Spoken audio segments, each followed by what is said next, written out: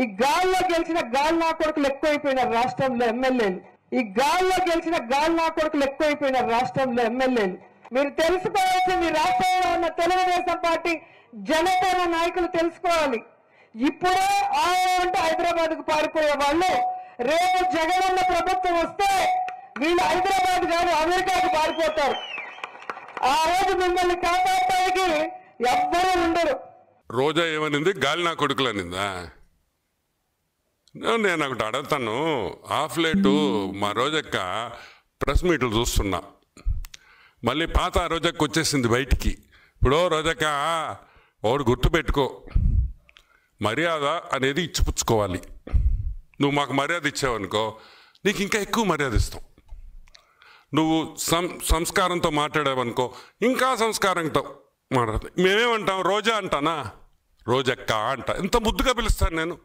ఎవరైనా పిలుస్తారట రోజక్క అంట. ఎందుకు?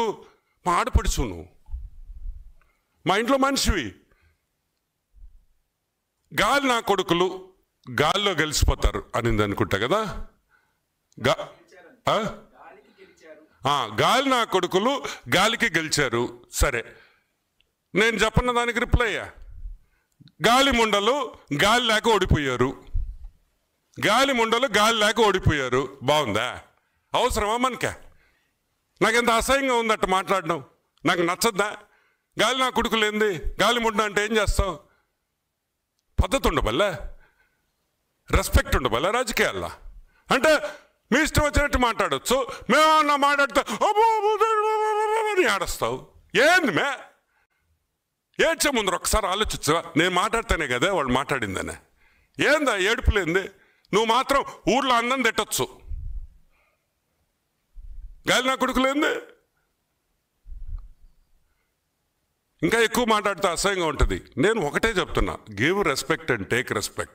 మన రాజకీయాలు బాగుండాలంటే మీరు రెస్పెక్ట్ ఇవ్వాలా, మేము రెస్పెక్ట్ ఇవ్వాలి. మీరు రెస్పెక్ట్ ఇస్తే మేము రెస్పెక్ట్ ఇస్తాం. యా, ఎనీమో.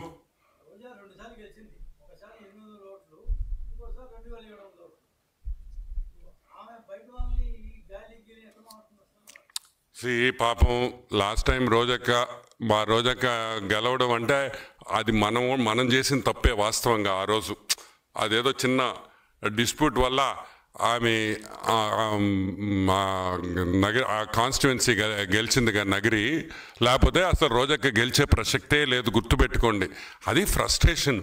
ఒక ఫ్రస్ట్రేషన్ ఏంటంటే, ఏందిరా ఇంత లిక్కర్ స్కామ్లో ఇన్ని నోట్లు పడుతున్నాయి, ఆ నోట్లు మాకేమో సరిగ్గా రాలేదే, మా షేర్ రాలేదని బాధపడేవాళ్ళు తప్పితే, ఈరోజు నేను ఒకటే చెప్తున్నా, ఒకరిని నగరిలో మా MLA Bhanu, he's from a very renowned family. మంచి కుటుంబంలో నుంచి వచ్చినాడు అతనేం గాలికి రాలా నీలాగా. గాలంతా ఊరంతా సైక్లోన్ లాగా చుట్టి చుట్టి చుట్టి చుట్టి చుట్టి నగరికి రాలా. అప్పుడు నగిరిలో పుట్టి పెరిగిన బిడ్డలై. ఈరోజు బాను నగిరిలో పుట్టి పెరిగాడు. నువ్వు ఆడున్నావు, నువ్వు ఎప్పుడొచ్చావు?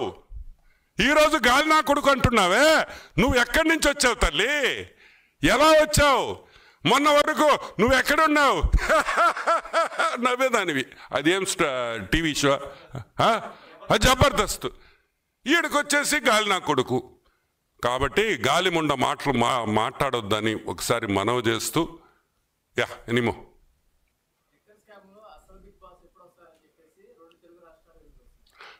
ఒకటి మనం జనరల్గా ఏమనుకుంటాం, సిట్టు విచారణ నేను సిట్టు విచారణ ఏంగానే నేను నాకు తెలిసి ఒక నెల రోజులు అయిపోద్ది అనుకున్నా. ఇదేంది ఇది? ఇంకొక 2 నెలలు కూడా తొవ్వేకొంది వస్తుంది. ఈ ఫ్లైట్లు, ఈ డబ్బులు. ఆమెనా 2,000 రూపాయల ప్యాకెట్ దొరికిందంట. ఒరే, ఆ 2,000 కూడా మీరు మార్చుకోకపోతే మా తప్ప. ఒక ప్యాకెట్ దొరికింది, 2,000 రూపాయలు రద్దు చేశారు, అప్పుడు మీరు మార్చుకోలేకపోయారు. ఏదో మిగిలిన డబ్బులు ఉంటాయి, మీకేం కరువు డబ్బులు. ఆ 2,000 రూపాయల ప్యాకెట్ ఉంది అంటే 11 కోట్లు మీకు సంబంధం లేదు. ఎవరికి సంబంధం రా? నాకు సంబంధమా? మేమన్నా లిక్కరమి మేము సంపాదించావా? లేదా చంద్రబాబు నాయుడుకి అన్నా మీరు ఇచ్చారా? వెంకటేష్ నాయుడు చంద్రబాబు నాయుడుతో ఫోటో. ఏంటి ఇప్పుడు నువ్వు ట్రంప్తో ఫోటో కావాలా నీకా? చెప్పు. నేను ట్రంప్ తీసుకొని ముద్దు పెట్టుకుంటుంటాం. 5 నిమిషాల్లో ఇస్తా వాడి 5 నిమిషాలు. ట్రంప్ వచ్చి నాకు కిస్ కొడతాడు. సో ఇవన్నీ ఫేక్ ఫోటోలు కాదు.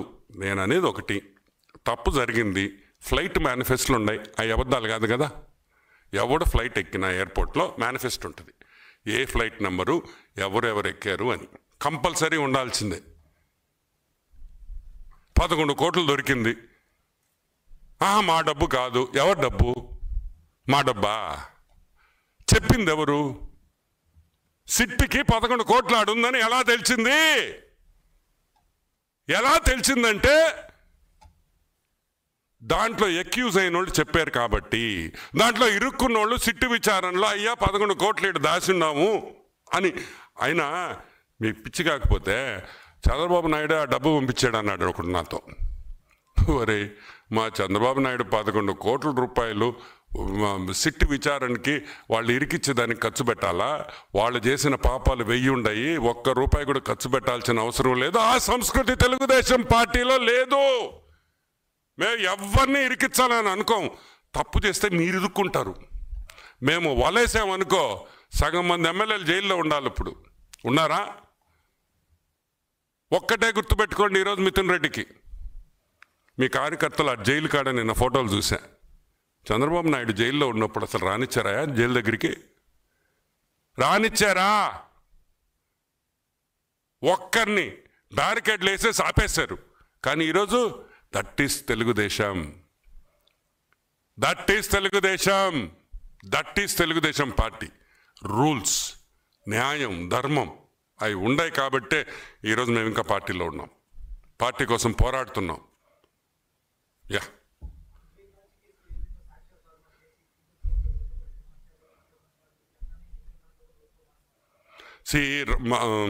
మార్చాలి కదా. ఇప్పుడు లిక్కర్ కేసులో రోజు సాక్షిలో గంటలు నేను పొద్దున్నే నాకు లేయంగానే కొంచెం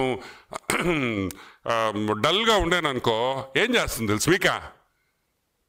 7 గంటలకు సాక్షి ప్రోగ్రామ్ ఉంది చూడు, కొమ్మినేని.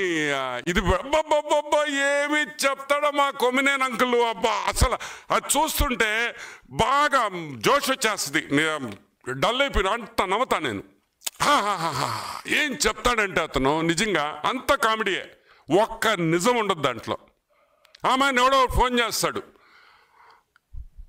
ఫోన్ ఇన్, వాడు ఏమైనా పొరపాటు మాట్లాడితే కట్ అయిపోతుంది, వాడు ప్రోగా మాట్లాడితే వినిపిస్తారు. సో నేనేమంటానంటే ఈ జస్టిఫికేషన్స్ వద్దు.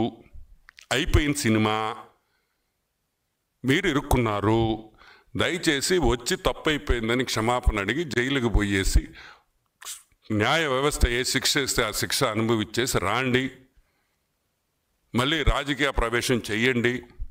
మేము వెల్కమ్ చేస్తాం, ఎవరిని మేము దూరం చేయడం. మనం అందరం ఒకటే, ఒక కుటుంబం. పొలిటికల్గా మీరు వైసీపీ అయ్యుండొచ్చు, మేము టీడీపీ అయ్యుండొచ్చు. We're not enemies.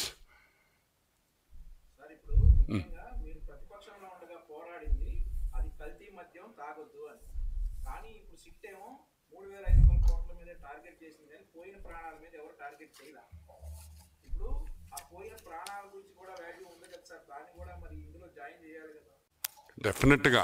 ఇప్పుడు ఇప్పుడు అక్కడ ఏమవుతుందంటే, ఇదిగో సపోజ్ ఈ లిక్కర్, ఇప్పుడు ఈ లిక్కర్ అని ఎత్తేసారు.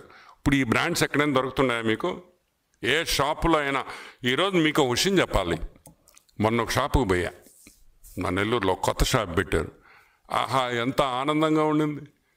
బడ్వైజరు, కింగ్ ఫిషర్, అల్ట్రా, ఆ బీర్లు చూస్తుంటే ప్రాణం అట్ట లేసింది ఒక్కసారి.